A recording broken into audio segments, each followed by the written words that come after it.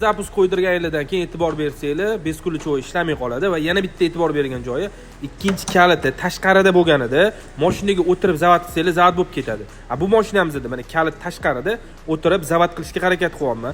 Zavat bo'lmayapti, kalitni qidiryapti. Lekin kaliti ikkinchi kalit ichida turibdi. Bu kalit faqat avtozapusk vaqtida aloqaga chiqadi. Ko'rib turganingizdek, mashinamiz xavfsiz, ochiq qolib ketganda hech kim o'tirib haydab keta olmaydi. Endi avtozapuskni tekshirib ko'ramiz. 3 marta qulflashni bosamiz. Mashinamiz birinchi tormozni bosadi, imitatsiya qiladi tormozni va zavat bo'ladi. Mashinamiz zavat bo'ldi. Sideniya va rul obogreflari ishlaydi. Bu mashinamizda faqat sideniya bo'lgan, sideniya o'zini ulaganmiz. Undan tashqari yana bitta e'tibor berilgan joyi, qulflash knopkani 3 marta bosganingizdan keyin, mashina o'chganidan keyin magnitofon yoqib qolib ketadi. Avtozapusk qo'yilganidan keyin.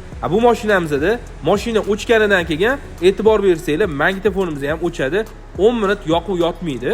Ko'rib turganingizdek, magnitofonimiz o'chdi, yoqib qolib ketib qolmaydi. Bundan tashqari mashinadan uzoqlashganingizda qulflash funksiyasi ham o'z holicha qolaveradi. Ishlashiga umuman ta'sir o'tkazmaydi. Kimga shunaqa sifatli, ishonchli ustunovka xizmatlari kerak bo'ladigan bo'lsa, o'zimizga murojaat qilasizlar. Vizov xizmatlariga ham borib, ustunovkalarni qilib beramiz.